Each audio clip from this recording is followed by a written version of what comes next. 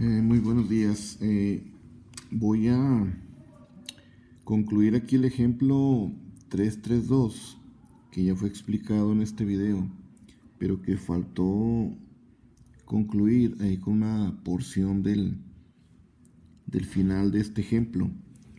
Entonces, esto ya fue explicado en la parte del ejemplo.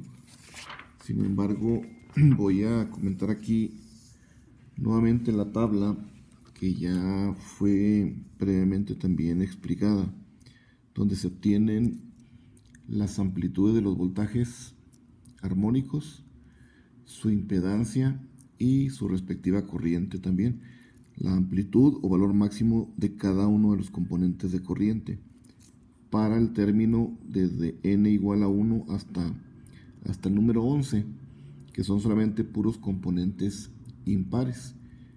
Y de ahí se determinó que los términos múltiplos de 3, incluyendo el 3, se van a hacer 0, ¿verdad? Entonces, tanto voltaje como corriente prácticamente son términos que se cancelan en este tipo de topología y en este ejemplo. Nos quedamos determinando aquí al final el valor de la distorsión armónica total para la corriente en el 6.6%, lo cual pues dice que se satisface la especificación de diseño.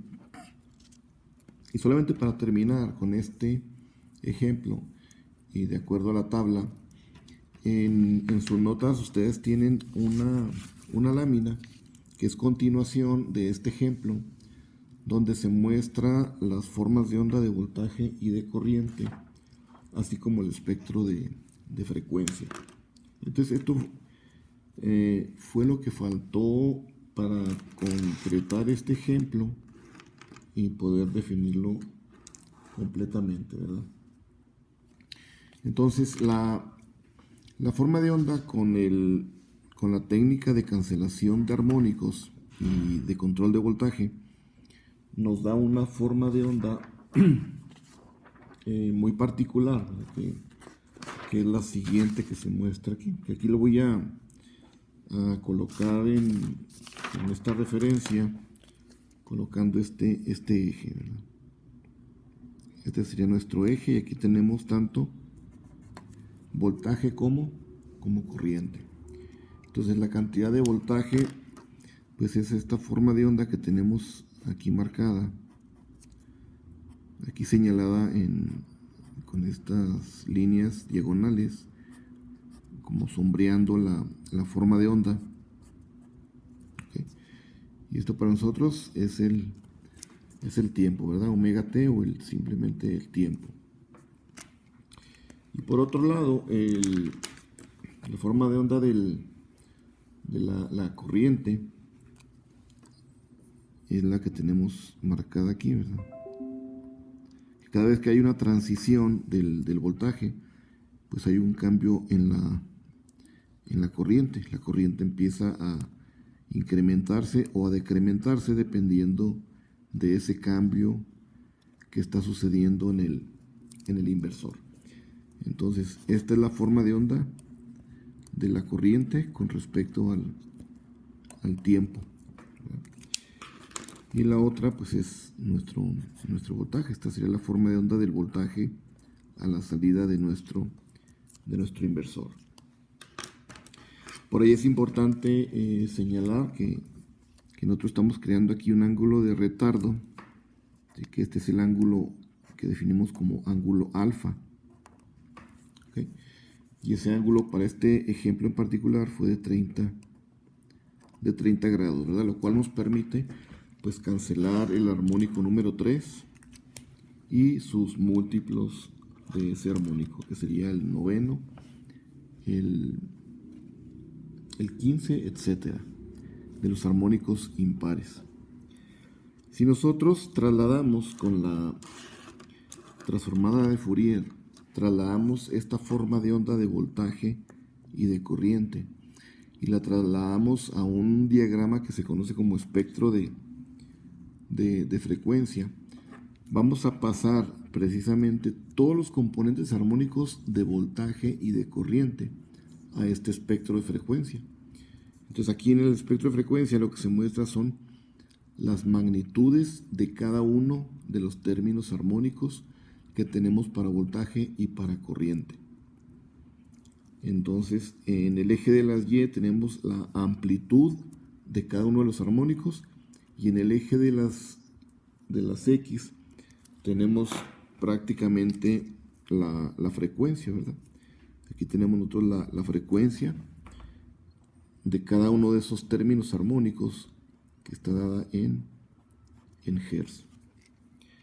De tal manera que si volvemos a revisar la tabla, los armónicos que están presentes en la salida de este inversor son el fundamental, tercero, quinto, 7, 9 y 11.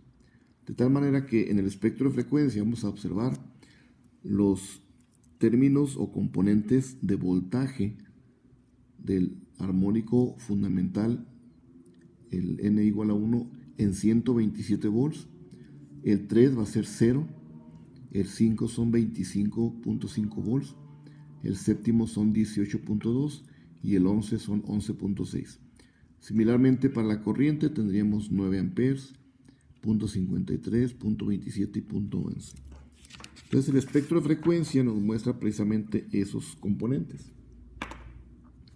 Tenemos el primer componente que sería, este es el B1, nos dice que son aproximadamente 127 volts ahí, ok, que es el que tenemos marcado aquí en la tabla, ¿verdad? Este primer componente, y de ahí seguiría el armónico aquí en el primer componente. Aquí tenemos prácticamente esta frecuencia de 60 Hz. El otro triángulo que vemos es el triángulo que corresponde a la corriente que tenemos aquí dentro de B1. Esta sería la corriente I1. Y similarmente aquí tendríamos el del voltaje, ¿verdad?